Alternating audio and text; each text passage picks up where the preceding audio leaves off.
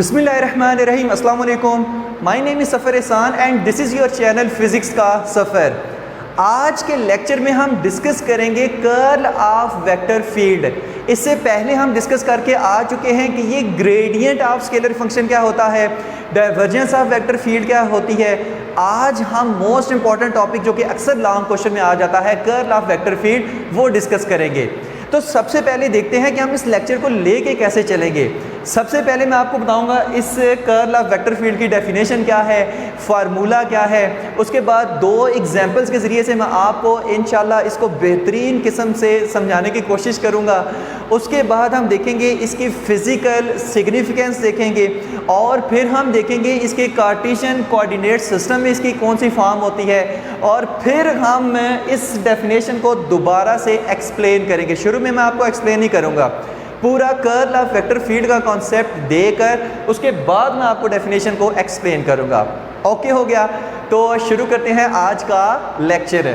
The maximum value of line integral of a vector function over an area of a surface per unit area of that surface such that this area approaches to zero is called curl of that vector field। तो इस जंतर मंतर को समझने के लिए सबसे पहले आपको पता होना चाहिए कि ये लाइन इंटीग्रल क्या होता है। उसके बाद ये जो सरफेस एरिया आपने लेना है वो अप्रोचेस टू ज़ीरो वगैरह वो किस तरह से होगा, और उसके बाद कर्ल ऑफ वेक्टर फील्ड क्या होता है ये सबसे पहले पता होना चाहिए। उसके बाद हम डेफिनेशन पे आएंगे तो इंशाल्लाह हलवा मक्खन मलाई हो जाएगी। तो कर्ल ऑफ वेक्टर फील्ड क्या होता है, limit delta A approaches zero A dot delta D L, ठीक है, ये हमारे पास लाइन इंटीग्रल है और डिवाइडेड बाय डेल्टा ए, लेकिन लाइन इंटीग्रल कब, जब वो हमारे पास मैक्सिमम आए। ओके हो गया। इसके बाद मैग्नीट्यूड ऑफ द कर्व देखेंगे, डायरेक्शन देखेंगे, ओरिएंटेशन देखेंगे, तो बहुत कुछ आज इसमें हम देखने वाले हैं। लेकिन सबसे पहले कॉन्सेप्ट तो पता हो कि ये कर्ल ऑफ वेक्टर फील्ड होता क्या, ऐसा क्या बातें कर रहे हैं, बताएं भी हमें।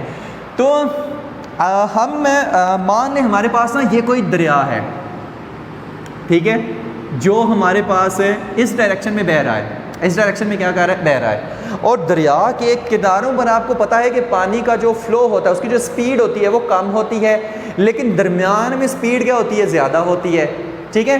तो स्पीड जो हमारे पास वेलोसिटी ऑफ फ्लूइड है उसको हम ना एक वेलोसिटी वेक्टर फील्ड के ज़रिए से हम उसको शो कर रहे हैं, यानी उसको हम वेक्टर्स के ज़रिए से शो कर रहे हैं, ठीक है। ये वही दरिया ही है। तो ये हमारे पास यहाँ पर ये, यहाँ पर ये, यानी कि इसका मतलब है ये जो दरिया का मिड है ना, यहाँ पर हमारे पास जो वेलोसिटी ऑफ फ्लूइड है या आप कह लें कि वेलोसिटी वेक्टर फील्ड है वो हमारे पास एक जैसा है, स्पीड में है लेकिन हमारे पास यहाँ से लेकर यहाँ तक एक जैसा है। अच्छा, किनारों पर अब चलते हैं। यहाँ पर हमारे पास जो फ्लूइड की वेलोसिटी है वो मान लें ज़्यादा है, यहाँ पर कम है, यहाँ पर बहुत कम है। तो किनारे की तरफ जाते जाते फ्लूइड की वेलोसिटी कम हो रही है, जिसको हम एक वेक्टर फील्ड से शो कर रहे हैं। यहाँ पर भी ज़्यादा, यहाँ पर कम, यहाँ पर बहुत कम। तो ये भी एक दूसरा किनारा है ना, तो यहाँ पर भी आते आते किनारे तक कम होती जा रही है। और यहाँ पर कहीं पर दरिया में जो है ना वो हमारे पास पानी घूम रहा है, आपको पता कहीं कहीं ऐसे ऐसे घूम भी रहा होता है, ठीक है। अच्छा, अब कर्ल ऑफ वेक्टर फील्ड समझने के लिए आप क्या करो कि यहाँ पर ना लकड़ी के टुकड़े रख दो, यहाँ पर भी रख दो, यहाँ पर भी रख दो, यहाँ पर भी रख दो, यहाँ पर भी रख दो। तो ये हमारे पास ना लकड़ी के छोटे से टुकड़े हैं। अच्छा, पहले हम इसको ऑब्जर्व करते हैं। कुछ देर बाद ये टुकड़ा बगैर रोटेट किए ना जैसे था वैसे होके यहाँ तक पहुँच जाएगा। ओके हो गया। अच्छा, ये वाला जो टुकड़ा है यहाँ पर पानी का बहाव तेज़ है, यहाँ पर कम है, तो ये हमारे पास टुकड़ा जो है वो हमारे पास ऐसे सिर्फ ग्रीन मार्कर को देखना है, वो ऐसे टर्न नहीं कर जाएगा। क्यों? नीचे पानी का बहाव तेज़ और यहाँ पर ऊपर कम, अकॉर्डिंग टू दिस डायग्राम, तो ये हमारे पास ऐसे टर्न कर जाएगा, ठीक है। तो यहाँ पर ये जो लकड़ी का टुकड़ा है ना, पहले यहाँ पर इस तरह से था, अब यहाँ पर जो है वो कुछ ऐसे हो जाएगा, थोड़ा टिल्ट हो जाएगा, ठीक है, यानी इसका रोटेटिंग इफेक्ट आया है। ये यहाँ पर पानी का बहाव तेज़, यहाँ पर कम, तो ये भी रोटेट कर जाएगा, लेकिन ये कुछ इस तरह से रोटेट करेगा। अच्छा, ये है, ये भी हमारे पास रोटेट करेगा क्योंकि ऐसे पानी यहाँ पर घूम रहा है। अब कर्ल ऑफ वेक्टर फील्ड क्या होता है, ठीक है। याद रखें कि जहाँ पर रोटेटिंग हमारे पास इफेक्ट ऑफ वेक्टर फील्ड होगा, वहाँ पर हमारे पास कर्ल ऑफ वेक्टर फील्ड होता है। जैसे देखो यहाँ पर देखो क्या हमारे पास, हालांकि यहाँ पर ये जो मैंने बड़े बड़े एरो इसलिए डाले हुए हैं कि दरमियान में जो है ना दरिया के हमारे पास स्पीड तेज़ है, लेकिन ये नहीं है कि यहाँ पर कम है यहाँ पर ज़्यादा है, भाई यहाँ पर दरमियान में एक जैसी है, ठीक है। तो वेक्टर फील्ड एक जैसी यूनिफॉर्म है दरमियान में। अच्छा, अब यहाँ पर क्या कोई टर्निंग इफेक्ट प्रोड्यूस हुआ है, सॉरी रोटेटिंग इफेक्ट प्रोड्यूस हुआ है? नहीं हुआ। तो यहाँ पर वेक्टर फील्ड का कोई रोटेटिंग इफेक्ट नहीं है, लिहाजा यहाँ पर जो कर्ल ऑफ वेक्टर फील्ड है वो क्या है, वो ज़ीरो है। जहाँ पर वेक्टर फील्ड का रोटेटिंग इफेक्ट होगा वहाँ पर हमारे पास कर्ल ऑफ वेक्टर फील्ड होगा। बाहर बताते हैं वो किस तरह से। अच्छा, यहाँ पर देखो, यहाँ पर वेक्टर फील्ड का रोटेटिंग इफेक्ट है क्योंकि यहाँ पर लकड़ी का टुकड़ा जो है वैसे रोटेट कर गया है, रोटेट ऐसे करेगा।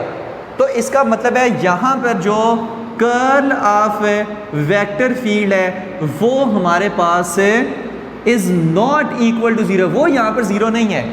इसी तरह यहाँ भी हमारे पास rotating effect of vector field आ रहा है, तो यहाँ पर भी is not equal to zero है, यहाँ पर भी इफेक्ट आ रहा है, तो यहाँ पर भी is not equal to zero है।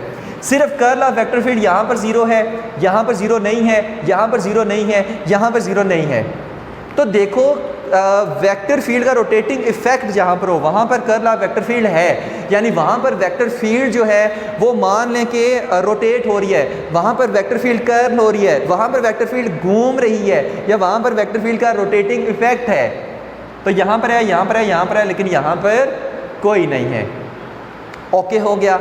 अच्छा, एक और एग्जांपल, जैसे ना कोई भी हमारे पास वेक्टर फील्ड है, या उस एग्जांपल पे जाने से पहले ना मैं चाहता हूँ कि आपको पहले ना कार्टेशियन कोऑर्डिनेट सिस्टम के अंदर जो है ना कार्टेशियन कोऑर्डिनेट सिस्टम की फॉर्म में जो हमारे पास है ना vector field, curl of vector field, वो मैं समझा दूँ। उसके बाद हम उस पर आएंगे, ये डेफिनेशन फार्मूला वगैरह सब कुछ डिस्कस करेंगे, एक एक चीज़ इंशाल्लाह हलवा करने की कोशिश करेंगे। तो देखो, आपको पता है ये डेल ऑपरेटर हम किसी भी फंक्शन अप्लाई करते हैं, ठीक है, कोई ना कोई रिजल्ट एक्सट्रैक्ट करने के लिए। तो डेल ऑपरेटर अगर हम स्केलर फंक्शन पे अप्लाई करें तो ये हमारे पास होता है ग्रेडियंट ऑफ स्केलर फंक्शन। ये हमारे पास क्या होता है, ग्रेडियंट ऑफ स्केलर फंक्शन, जो कि एक वेक्टर क्वांटिटी होती है, इसकी डायरेक्शन भी होती है। इसी तरह हमारे पास अगर ये हमारे पास क्या है, डेल डॉट ए, तो हमारे पास ये हमारे पास क्या कहलाता है, जब हम डेल ऑपरेटर के डॉट प्रोडक्ट लेते हैं, हमारे पास कोई भी अगर वेक्टर फील्ड है, अगर हमारे पास कोई ए है तो हमारे पास ये बनता है डाइवर्जेंस ऑफ वेक्टर फील्ड। लेकिन जब हम डेल की क्रॉस प्रोडक्ट लेते हैं वेक्टर फील्ड के साथ, जब हम डेल की क्रॉस प्रोडक्ट लेते हैं एक इस वेक्टर के साथ, तो फिर हमारे पास हमें मिलता है कर्ल ऑफ वेक्टर फील्ड। इसमें ग्रेडियंट ऑफ स्केलर फंक्शन, इसमें हमारे पास डाइवर्जेंस ऑफ वेक्टर फील्ड, और जब हम क्रॉस प्रोडक्ट लेते हैं किसी वेक्टर के साथ तो फिर हमारे पास, या वेक्टर से या वेक्टर फील्ड के साथ, तो फिर हमें मिलता है कर्ल ऑफ वेक्टर फील्ड। अब वो क्या होता, वो कितना होता है, उसकी वैल्यू कितनी होती है, हम ना सबसे पहले वो देखते हैं, उसके बाद मैं फिर से कह रहा हूँ, इस पर जब आएंगे हलवा मक्खन मलाई कर देंगे। लेकिन ये वाला जो सिस्टम है ना, ये मेरा दिल है पहले ख़त्म कर ले, ठीक है। तो हमारे पास क्या था कि जो कर्ल ऑफ वेक्टर फील्ड है वो हमारे पास क्या होता है, डेल क्रॉस ए। अच्छा, क्रॉस प्रोडक्ट है तो क्रॉस प्रोडक्ट का आंसर जो है वो भी वेक्टर ही आता है। इसका मतलब है कर्ल ऑफ वेक्टर फील्ड जो है ये हमारे पास एक वेक्टर क्वांटिटी है जिसकी डायरेक्शन भी होगी। इसकी डायरेक्शन पे भी इंशाल्लाह बात करेंगे, ठीक है। पहले याद रखो कि ये इसका हमारे पास आंसर एक वेक्टर आता है, इसका मतलब है कर्ल ऑफ वेक्टर फील्ड एक वेक्टर क्वांटिटी है जिसकी डायरेक्शन भी होगी। ओके हो गया। अच्छा, डेल क्रॉस ए क्या होता है, पहले देखो डेल की हमारे पास वैल्यू कितनी है। डेल हमारे पास क्या होता है, पार्शियल एक्स आई प्लस पार्शियल वाई जे प्लस पार्शियल वाई के, ठीक है, ये हमारे पास है। और वेक्टर फील्ड ए, इसका हमारे पास ठीक है 3 डायमेंशंस में है, तो इसका एक्स कंपोनेंट भी होगा, तो ए एक्स आई प्लस ए वाई जे प्लस ए जेड के, ठीक है। जो ग्रेडियंट ऑफ स्केलर फंक्शन है, जो हमारे पास डाइवर्जेंस ऑफ वेक्टर फील्ड है, उसमें भी हम यही काम करते हुए आ रहे हैं। तो यहाँ पर इसकी क्रॉस प्रोडक्ट लेते हैं, डेल क्रॉस ए। इसकी हमने इसके साथ क्या लेनी है, एक क्रॉस प्रोडक्ट हमने लेनी है। तो क्रॉस प्रोडक्ट आपको पता है किस तरह से लेते हैं। पहले हमारे पास कौन कौन से यूनिट वेक्टर है, वो हैं आई, जे और के है, ठीक है, मैट्रिक्स की फॉर्म में हम इसको लिख रहे हैं। और फिर क्या हमारे पास यहाँ पर नीचे क्या आएगा, किस किस के साथ है, partial by partial X, partial by partial Y और पार्शियल बाय पार्शियल जेड। और यहाँ पर आई के साथ क्या है, ए एक्स, यहाँ पर जे के साथ क्या है, ए वाई और यहाँ पर ए जेड, ठीक है। तो डिटर्मिनेंट्स की फॉर्म में ना हमने इसको लिख दिया है। ओके हो गया। ये हमारे पास क्या है, डेल क्रॉस ए, ये हमारे पास क्या है, डेल क्रॉस ए। अच्छा अब इसको खोल के लिखते हैं, ठीक है। डेल क्रॉस ए हमारे पास क्या होता है, डेल क्रॉस ए ये होता है यहाँ से आई यूनिट वेक्टर और ये कॉलम छोड़ दो, ये रो छोड़ दो, इसको इसके साथ मल्टीप्लाई करो तो partial A z divided by partial A z divided by partial Y और minus partial A Y divided by partial z, ठीक है। यहाँ से क्या करना है, ये कॉलम छोड़ देना है, ये रो छोड़ देना है, क्रॉस मल्टीप्लिकेशन करनी है, इसको इससे मल्टीप्लाई करोगे तो partial A Z by partial Y minus है, इसको इससे मल्टीप्लाई करोगे तो partial A Y by partial Z. और यहाँ पर फिर माइनस का साइन और जे यूनिट वेक्टर आएगा और फिर ये वाला कॉलम छोड़ देना है, ये वाली रो छोड़ देनी है, इसको इससे मल्टीप्लाई करोगे तो partial A z divided by partial x minus, अच्छा इसको इससे मल्टीप्लाई और इसको इससे, तो partial A X by partial z, ठीक हो गया। प्लस के, अब के वाला ये तो सॉल्व करने आते हैं, कोई बोर तो नहीं हो रहा। अच्छा यहाँ पर के वाले में देखो, के वाले में देखो तो ये वाला कॉलम छोड़ दो, ये वाली रो छोड़ दो, तो इसको इसके साथ मल्टीप्लाई करेंगे तो partial A Y divided by partial Y minus है, इसको इससे मल्टीप्लाई करोगे तो ठीक है, यहाँ पर y नहीं यहाँ पर x, partial A Y by partial X, इसको इससे मल्टीप्लाई करोगे तो partial A X by partial A X by partial, इसको इससे मल्टीप्लाई करेंगे तो partial A X divided by partial Y, ठीक हो गया। तो ये ना हमारे पास आती है जो हमारे पास है कर्ल ऑफ वेक्टर फील्ड। मैं इसको देख लूँ कि कहीं पर कोई मिस्टेक तो नहीं है। इसको किया तो partial A z by partial Y minus partial A Y by partial z, okay गया, माइनस जे आ गया, इसको इससे गया तो partial A z by partial x और partial A x by partial z, ठीक है, माइनस होगा, ओके हो गया। फिर ये और ये हुआ partial A Y by partial x और हमारे पास partial A x by partial Y, ठीक है। ये हमारे पास होता है कार्टेशियन कोऑर्डिनेट फॉर्म के अंदर जो हमारे पास है कर्ल ऑफ वेक्टर फील्ड की ये वैल्यू होती है। नहायत आसान है, सिर्फ ये दोनों चीज़ें याद रखो, इसका डिटर्मिनेंट आप खोल सकते हो, ठीक है, मैट्रिक्स की फॉर्म में इसको आप लिखो। तो ये हमारे पास है कार्टेशियन या स्पेशियल कोऑर्डिनेट सिस्टम के अंदर। तो अब हम दोबारा इसके ऊपर आते हैं, ठीक है, दोबारा से हम इसके ऊपर आ रहे हैं। यहाँ पर इसको समझते हैं, ठीक है, यहाँ पर इसको समझते हैं हम। एक और ना हम समझ के वेक्टर फील्ड कंसीडर करते हैं या ना व्हील की फॉर्म में, व्हील की फॉर्म में इसको समझाते हैं। अच्छा अगर ना हमारे पास इसी के अंदर से ये फार्मूले वगैरह ये सारा कुछ हम करेंगे। अगर हमारे पास है वेक्टर फील्ड है, ठीक है, वेलोसिटी ऑफ फ्लूइड को हम वेलोसिटी वेक्टर फील्ड के सेंस में अगर हम ड्रॉ करें तो गौर से देखना होगा क्या। देखो यहाँ पर ना मान लो यहाँ पर जो फ्लूइड की वेलोसिटी है वो ज़्यादा है, यहाँ पर कम है, यहाँ पर ज़्यादा है, यहाँ पर कम है। अच्छा पहले देखते हैं कि यहाँ पर कर्ल ऑफ वेक्टर फील्ड है या नहीं है। मैंने क्या कहा था, वेक्टर फील्ड का जो रोटेटिंग इफेक्ट होता है जहाँ पर हो रहा हो तो वहाँ पर हम कहते हैं कि कर्ल ऑफ वेक्टर फील्ड है। तो अगर मैं यहाँ पर कोई व्हील रख दूँ, ठीक है, यहाँ पर अगर मैं कोई व्हील रख दूँ, इसको थोड़ा सा ऊपर बनाएं, कई बार तो नहीं हो रहा, आस्ता आस्ता ना हम अपनी मंजिल की तरफ बढ़ रहे हैं। मैं फिर से कह रहा हूँ ये डेफिनेशन फार्मूला सब हलवा हो जाएगा। अगर यहाँ पर ना मैं कोई व्हील सा रखूँ, अच्छा मुझे बताओ कि सबसे ज़्यादा इस व्हील के ऊपर फोर्स है, ठीक है, ये व्हील है कोई, मैंने इसके किंगरे से भी बना दिए, सबसे ज़्यादा इस पर फोर्स कहाँ पर लगेगी? आप कहोगे सर नीचे, नीचे इसके फोर्स लगेगी। क्यों? क्योंकि यहाँ पर अगर मैं मान लो जैसे ना पानी के अंदर मैंने कोई व्हील सा रखा हुआ है, पानी के अंदर मैंने क्या रखा हुआ है? व्हील रखा हुआ है, और इस तरह से पड़ा हुआ है, यहाँ पर ये और यहाँ पर ये। पहले ये वाला बताते हैं, उसके बाद हम इस पर आते हैं। ऐसे, ठीक है। और यहाँ पर ना मान लो कुछ ऐसे व्हील पड़ा हुआ है, ऐसे। मुझे बताओ कि क्या यहाँ पर व्हील रोटेट करेगा या नहीं करेगा? जैसे ऐसे आप व्हील को रखो ना ऐसे, तो जितना पानी का प्रेशर ऊपर है उतना ही पानी का प्रेशर नीचे हो, तो क्या व्हील रोटेट करेगा या नहीं करेगा? आप कहेंगे सर फिर रोटेट नहीं करेगा। तो इस केस में जो हमारे पास वेक्टर फील्ड है कि जो हमारे पास रोटेटिंग इफेक्ट है वो नहीं हो रहा, लिहाजा यहाँ पर कर्ल ऑफ वेक्टर फील्ड क्या है? ज़ीरो है। यहाँ पर कर्ल ऑफ वेक्टर फील्ड क्या है? एक यहाँ पर भी बना दो, यहाँ पर कर्ल ऑफ वेक्टर फील्ड क्या है? ज़ीरो है। लेकिन यहाँ पर देखो, अगर ये हमारे पास व्हील है, नीचे पानी का प्रेशर बहुत ज़्यादा हो, ऊपर पानी का प्रेशर कम हो, तो ये क्या करेगा? व्हील रोटेट करना शुरू कर देगा।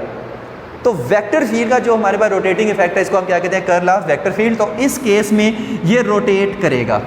और एक ओके हो गया सर, ये तो पहले बता चुके हैं, दोबारा क्यों बता रहे हैं? अच्छा, अब ये मैं बता क्यों रहा हूँ, याद रखो कि जो हमारे पास कर्ल ऑफ वेक्टर फील्ड होता है वो किसी पॉइंट का होता है। जैसे डाइवर्जेंस ऑफ वेक्टर फील्ड किसी पॉइंट का होता है, इसी तरह कर्ल ऑफ वेक्टर फील्ड भी क्या होता है? किसी पॉइंट का होता है। क्योंकि डाइवर्जेंस ऑफ वेक्टर फील्ड में आप क्या कहते हो? Volume approaches to zero. जो आप वॉल्यूम ले रहे होते हो, यहाँ पर जो आप एरिया लोगे वो अप्रोचेस टू जीरो होगा। कैसे? वो चीज़ देखते हैं। मैं कह रहा हूँ अभी जस्ट जर्नल साहब बताएंगे, बाद में इसको डिटेल से आगे इसको ना डिटेल से हम डिस्कस करते हैं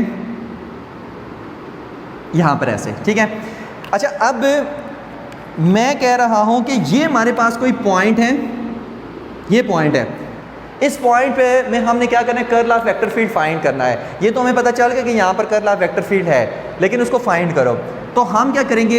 एक यहाँ पर ना सर्टेन स्मॉल सा ना रीजन कंसीडर करेंगे, टू डायमेंशनल हम स्मॉल सा रीजन कंसीडर करेंगे, जिसका ये हमारे पास क्या है? सरफेस एरिया है, जिसको हम एस से शो कर रहे हैं, ठीक है। ये ऊपर वाली जितनी एग्जांपल थी ये जस्ट आपको आपके माइंड में ना कर्ल ऑफ वेक्टर फील्ड को बिठाने की कोशिश की है। एक्चुअल अभी आए हैं, एक्चुअल सारी कहानियाँ अब आ रही हैं, तो वो सिर्फ ये जानने के लिए कि कर्ल ऑफ वेक्टर फील्ड है या नहीं है। बहरहाल एक पॉइंट पे हम curl of vector field find करते हैं। तो ये हमने क्या किया? एक सर्टेन रीजन एस हमने सेलेक्ट कर लिया। तो कर्ल ऑफ वेक्टर फील्ड क्या होता है? कर्ल ऑफ वेक्टर फील्ड क्या होता है? देखो, कर्ल ऑफ वेक्टर फील्ड पता है क्या होता है? आपने क्या करना है, यहाँ पर ना एक closed line integral of vector function लेना है, close line integral of vector function over a curved path c, ठीक है। ये जो कर्व्ड पाथ है ना, इस पे आपने क्या करना है? एक लाइन इंटीग्रल लेना है ओवर अ कर्व्ड पाथ सी, और उसको डिवाइड कर देना है सरफेस एरिया से, ठीक है। ये जो आपने सरफेस एरिया लिया है, provided that surface area approaches to zero. ये जो सरफेस एरिया आपने इसका इस रीजन का है ना, ये बहुत ज़्यादा स्मॉल होना चाहिए। तो इस फार्मूले से हम curl of vector field A find कर सकते हैं। अब ये सारी चीज़ मैं आपको क्यों बता रहा हूँ, ठीक है। यहाँ पर देखो, curl of vector field depend कर रही है जो हमारे पास है, हम इसको कैसे निकालते हैं? लाइन इंटीग्रल की मदद से। लाइन इंटीग्रल, इसका मतलब है जहाँ पर नेट वैल्यू होगी, कोई लाइन इंटीग्रल की कुछ ना कुछ वैल्यू आएगी, वहाँ पर कर्ल ऑफ वेक्टर फील्ड ए होगा। जहाँ पर लाइन इंटीग्रल, अगर हम नेट जो हमारे पास वो लाइन इंटीग्रल आ रहा है वो अगर हमारे पास ज़ीरो आए, इसका मतलब है curl of vector field A, curl of vector field क्या हो जाएगी? वो भी ज़ीरो होगी। अगर इसका आंसर मैक्सिमम आए तो ये भी मैक्सिमम होगा। तो हम क्यों ना ये जान लें, जहाँ पर इसका आंसर मैक्सिमम वहाँ पर ये मैक्सिमम, जहाँ पर इसका आंसर ज़ीरो वहाँ पर इसका आंसर ज़ीरो। तो अब हम इस पे सारी डिस्कशन इस पे हम करने वाले हैं। ओके हो गया? ये जस्ट एक कॉन्सेप्ट देने के लिए आपको बताया था। तो इसकी अब हम डिस्कशन करते हैं। यहाँ पर इसको मैं रेज कर रहा हूँ और अच्छा, थोड़े से ना बोरिंग से ये टॉपिक है, क्या ये कार्टेशियन कोऑर्डिनेट में, क्या लाइन इंटीग्रल, सरफेस इंटीग्रल, लेकिन क्या करें, मजबूरी है। अगर हाँ हिल तो नहीं गया, इसको मैं ज़रा सेट कर लूँ, सही हो जा। बस ओके है यहाँ पर ओके है।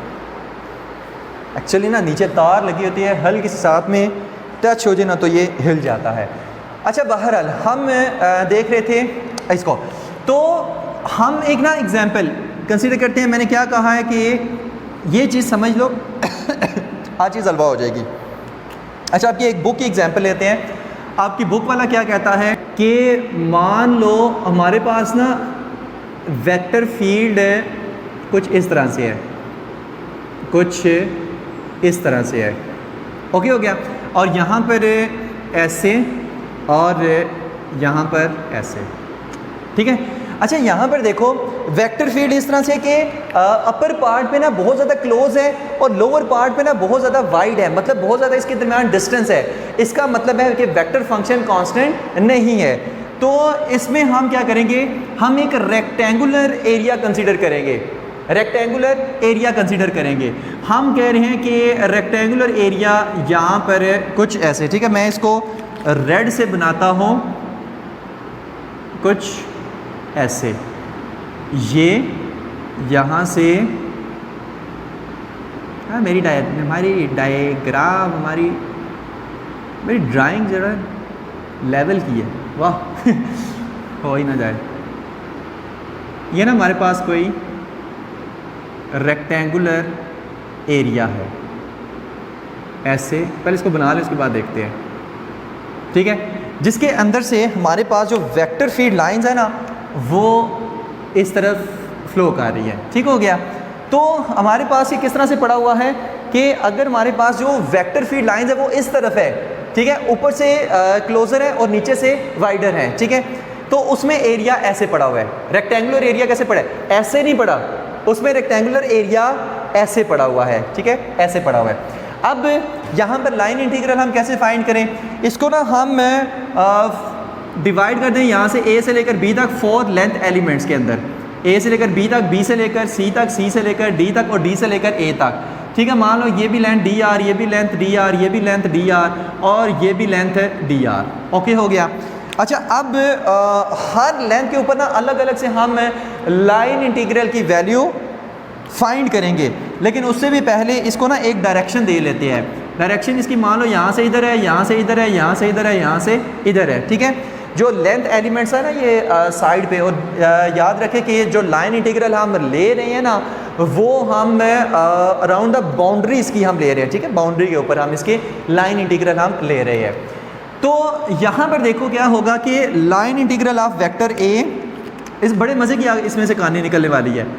पहले जैसे इसको थोड़ा सा समझ लें, लाइन इंटीग्रल ऑफ वेक्टर ए, अच्छा वो क्या होगा, वो हमारे पास है integral of A dot D r, A dot D R. अच्छा गौर से सुनना है, पहले हम लाइन इंटीग्रल, इसको आप ऐसे लिख सकते हो ए डी आर कॉस थीटा लिख सकते हैं। तो लाइन इंटीग्रल ऑफ वेक्टर ए का वो चीज़ देखते हैं, लाइन इंटीग्रल, कोई बोर तो नहीं हो रहा, माना बोरिंग नहीं, बोरिंग लेक्चर नहीं, बोरिंग टॉपिक्स हैं। Line integral of vector A is equal to, आप पहले लोगे ए से लेकर बी तक क्या A d r cos theta, फिर बी से लेकर सी तक A d r cos theta, फिर ए बी सी से लेकर डी तक A d r cos theta, फिर प्लस डी से लेकर ए तक और A d r cos theta. Hope so के नज़र आ रहा होगा, ओके हो गया। अच्छा यहाँ पर देखो एंगल गौर से देखना है। हमारे पास ना मैंने लेंथ एलिमेंट को जो डायरेक्शन दी हुई है ना वो मान लो मैंने कुछ ऐसे दी हुई है, ऐसे ये ऐसे, ठीक है। हर लेंथ के साथ एंगल क्या बन रहा है वेक्टर फील्ड का वो देखना है, क्योंकि हम ए डॉट डी आर ले रहे हैं, वेक्टर फील्ड इस डायरेक्शन में है, उसकी डायरेक्शन चेंज नहीं हो रही। अच्छा यहाँ पर देखो, पहले हम लेते हैं ए से बी लेंथ किस तरह है, ऐसे, और वेक्टर फील्ड कैसे है, ऐसे, तो एंगल 90 डिग्री। अच्छा ये हम बी से सी लें तो बी से सी लेंथ किधर है, अपवर्ड, और वेक्टर फील्ड ऐसे, एंगल 90 डिग्री। अच्छा सी से डी लें, सी से डी लेंथ कैसे है, ऐसे, और वेक्टर फील्ड ऐसे एंगल 90। अच्छा डी से ए हमारे पास लेंथ किस रहे हैं, ऐसे लेंथ की डायरेक्शन, और वेक्टर फील्ड ऐसे एंगल 90, यानी चारों लेंथ पे जो हमारा एंगल बन रहा है वो 90 डिग्री है। और यहाँ पर फिर हम पुट करेंगे cos थीटा की जगह यहाँ पर हम पुट करेंगे cos 90, यहाँ पर हम पुट करेंगे cos 90, यहाँ पर हम पुट करेंगे थीटा, यहाँ पर पुट ही नहीं था किया, यहाँ पर हम पुट करेंगे cos 90, यहाँ भी पुट करेंगे cos 90। इसका मतलब है अगर हम इस तरह से जो हमारे पास रेक्टेंगुलर एरिया है वो हम रखें तो लाइन इंटीग्रल ऑफ वेक्टर ए वो हमारे पास कितना आएगा, 0 आएगा। इसका मतलब है कि अगर हम वेक्टर फील्ड के अंदर ये रेक्टेंगुलर एरिया ऐसे रखें तो कर्ल ऑफ फील्ड नहीं होगा। यानी इसे हमें पता चला, पहले तो हमने कहा था यहाँ पर जो है वो स्ट्रेंथ ज़्यादा है, यहाँ पर कम है, और हम बीच में कोई लकड़ी का टुकड़ा शुकड़ा रखते थे एकदम से वो टर्निंग हमारे पास रोटेटिंग इफेक्ट आ जाता तो हम कहते थे कर्ल ऑफ वेक्टर फील्ड है। एक चीज़ और याद रख लो कि curl of vector field orientation पे भी डिपेंड करता है। अब कैसे ओरिएंटेशन पे डिपेंड करता है वो इसे अगली एग्जाम्पल में आपको समझ आ जाएगी। अब वो कैसे समझ आएगी वह चीज़ देखते हैं हम ना, इसको रेस कर देते हैं, इसको यहाँ पर देखते हैं। अब हम इसी वेक्टर फील्ड के अंदर ना, इसी वेक्टर फील्ड के अंदर हम इस रेक्टेंगुलर एरिया को ना ऐसे ऐसे ऐसे रख के देखते हैं, ऐसे रख के देखते हैं, इस रेक्टेंगुलर एरिया को ऐसे रख के देखते हैं कि क्या अब हमारे पास रोटेटिंग इफेक्ट आता है। अगर रोटेटिंग इफेक्ट आता है तो वहाँ पर कर्ल ऑफ वेक्टर फील्ड है, अदरवाइज नहीं है। अच्छा अब यहाँ पर देखो, ये हमारे पास वही वेक्टर फील्ड है,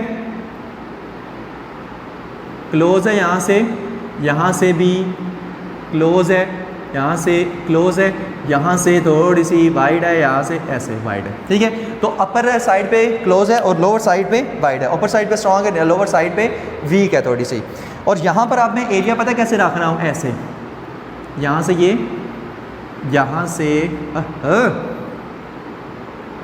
यहाँ से ये, नीचे से ना इसको थोड़ा सा खोल देना है, ऐसे ना पिक्चर थोड़ी सी मज़े की बन जाती है, इतनी भी मज़े की नहीं बनती लेकिन बन जाती है कुछ ऐसे। और यहाँ से ये, यहाँ से मतलब ऐसे ना इसका कोई व्यू ऐसा नज़र आए,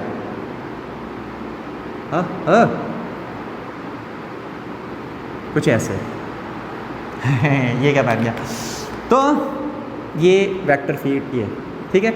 अच्छा अब इसका मतलब पता है क्या है कि हमारे पास जो वेक्टर फील्ड है ना वो उसी तरह ही है, वेक्टर फील्ड जो है हमारे पास वो उसी तरह ही है, ठीक है। ऊपर ज़्यादा है, नीचे हमारे पास कम है।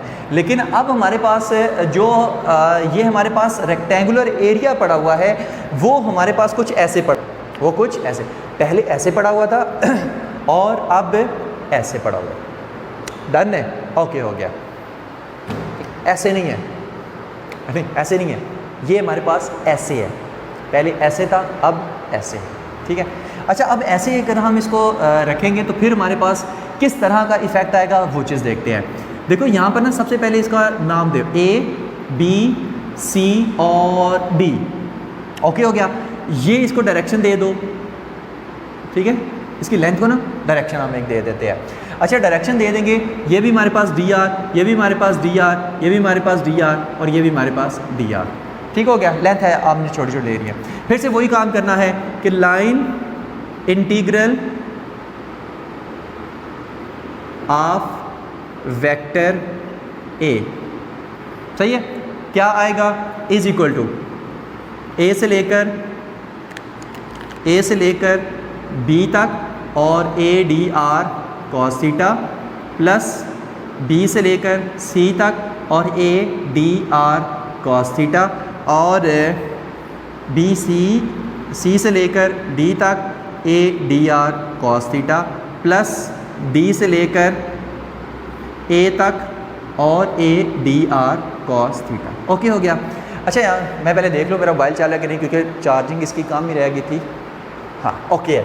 अच्छा देखो एंगल आपको पता होना चाहिए, पहले सबसे पहले एंगल पता होना चाहिए। देखो यहाँ से जो हमारे पास वेक्टर फील्ड है उसकी भी डायरेक्शन इधर, और जो हमारे पास DR लेंथ एलिमेंट है उसकी भी डायरेक्शन इस तरफ है, ठीक है। मतलब ना ऐसे ऐसे पड़ा हुआ है ना, तो इस A से लेकर B तक इस लेंथ की डायरेक्शन ऐसे, और जो हमारे पास वेक्टर फील्ड है वो भी ऐसे। तो यहाँ पर एंगल कितना बनेगा, यहाँ पर एंगल बनेगा 0 डिग्री, यहाँ पर कितना बनेगा 0 डिग्री, मैं डायरेक्ट कर रहा हूँ बी से सी, यहाँ पर तो 90 बनेगा, ऊपर डी आर लेंथ ऊपर और वेक्टर फील्ड इधर, तो यहाँ पर एंगल 90 डिग्री, ठीक है। और यहाँ पर देखो सी से डी इस तरफ, सी से डी लेंथ एलिमेंट इस तरफ, वेक्टर फील्ड इस तरफ, एंगल 180 डिग्री, तो यहाँ पर कितना बनेगा 180 डिग्री। अच्छा यहाँ पर कितना बनेगा, डी आर लेंथ एलिमेंट नीचे, वेक्टर फील्ड इस तरफ, और यहाँ पर एंगल बनेगा आपके पास 90 डिग्री। ओके हो गया, तो ये हमने एंगल बना दिए इसके। तो ठीक है, पहले ऐसे था अब ऐसे है। अच्छा अब इसको जब हम सॉल्व करेंगे तो ये हमारे पास क्या है, ये cos 90 0, तो ये भी ख़त्म, ये cos 90 0, तो सिर्फ ये रह जाएंगे। अच्छा cos 0 1 line integral of vector A is equal to, ये कितना आएगा, ए से लेकर बी तक और A d r, A d r simple A d r, ठीक है, ए डी आर cos 0 1 हो जाएगा, प्लस ये कितना है cos 180 -1 होता है, तो -1 यहाँ पर प्लस नहीं फिर माइनस आ जाएगा, और यहाँ पर आ जाएगा C और D और A D R। ओके हो गया, तो ये हमारे पास है नेट लाइन इंटीग्रल, और यहाँ पर हमारे पास मैक्सिमम वैल्यू आ रही है। अब देखो, अब कई बच्चे कहेंगे कि सर यहाँ से इसको ऐसे काट ना दे, भाई काट नहीं सकते। मान लो ये दिया, इसमें ना मैग्नीट्यूड का भी ना थोड़ा सा फ़र्क पड़ जाता है। मैग्नीट्यूड का थोड़ा सा फ़र्क कैसे पड़ता है वो चीज़ देखो, यहाँ पर जो है ना वेक्टर, इसको वेक्टर फील्ड A1 कह दो, इसको A2 कह दो। ऊपर देखो वेक्टर फील्ड जो है वो बहुत ज़्यादा स्ट्रॉन्ग है, नीचे वेक्टर फील्ड बहुत ज़्यादा वीक है। अगर हम यहाँ पर ADR करें तो मान लें आंसर आएगा 10, यहाँ पर ADR करें तो मान लो आंसर आएगा 5, तो 10 - 5 आ जाएगा, तो नेट लाइन इंटीग्रल जो आएगा वो यहाँ पर मान लो 5 आ जाएगा फॉर एग्जांपल।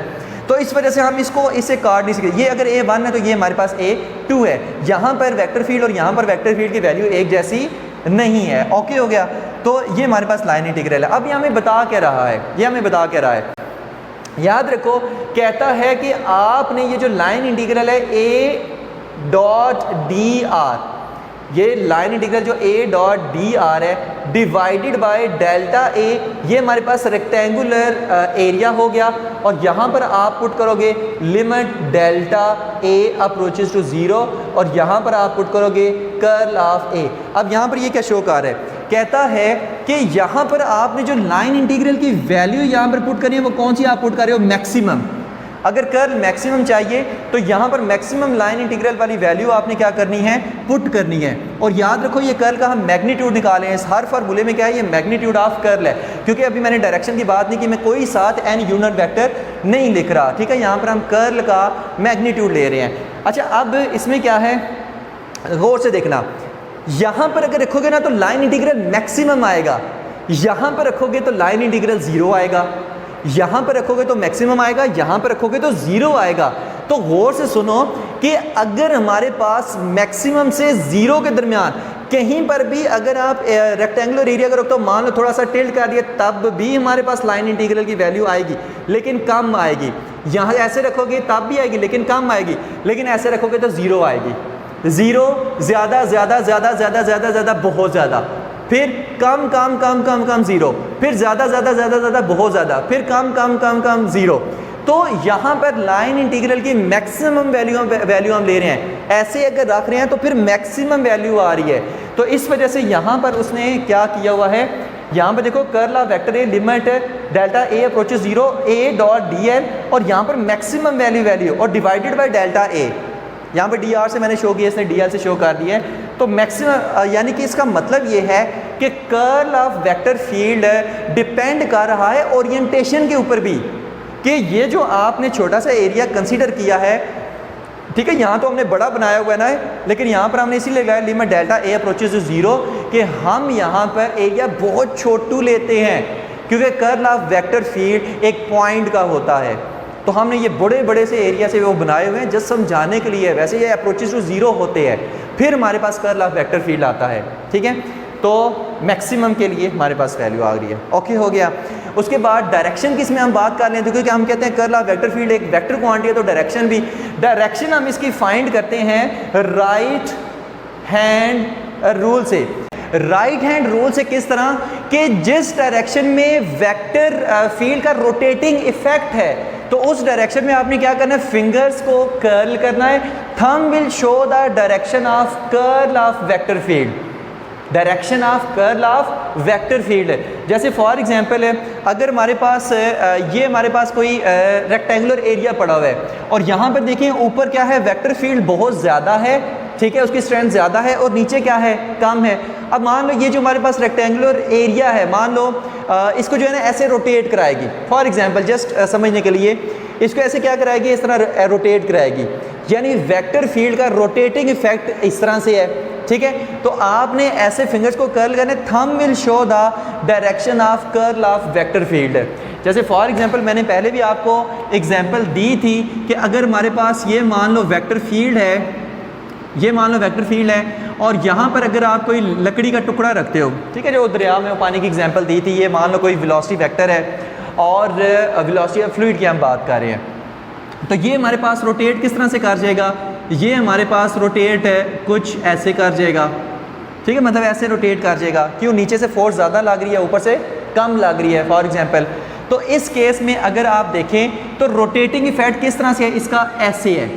तो रोटेटिंग इफेक्ट, जिस डायरेक्शन में इसका रोटेटिंग इफेक्ट है उस डायरेक्शन में फिंगर्स को कर्ल करो, thumb will show the direction of curl of vector field. Okay हो गया। तो इस तरह हम क्या करते हैं, direction of curl of vector field find करते हैं। और यहाँ पर ये देखो, ये वाला ये वाला ये वाला ये वाला ये सारे हम मैग्नीट्यूड्स की बात कर रहे हैं, कर्ल ऑफ वेक्टर फील्ड के मैग्नीट्यूड की बात करें, याद रखना है। लेकिन क्योंकि ये हमारे पास वेक्टर क्वांटिटी है तो अगर डायरेक्शन इन्वॉल्व करने हैं तो सिंपल साथ में एन यूनिट वेक्टर लगा दो। ओके हो गया। तो और इसमें कोई ओरिएंटेशन भी होगी डायरेक्शन में। और magnitude of curl is the magnitude of rotation, कि जितनी स्पीड से रोटेशन हो रही है, जितनी हमारे पास स्पीड से रोटेशन हो रही है उतना मैग्नीट्यूड ज़्यादा है कर्ल ऑफ वेक्टर फील्ड का, यानी जितनी तेज़ी से वो स्विर्ल कर रही है, स्विर्ल, तो उतनी तेज़ी से उतना हमारे पास कर्ल ऑफ वेक्टर फील्ड का मैग्नीट्यूड होगा। तो मैग्नीट्यूड भी इसका होता है और डायरेक्शन भी होता है। तो होप सो ये सारी चीज़ें आपको समझ आ गई होंगी। मेरा नहीं ख्याल कि इसमें आप कोई भी चीज़ रह गई है। होप सो ये लेक्चर आपको पसंद आया होगा और समझ आ गया होगा। Thank you very much. अल्लाह हाफिज़।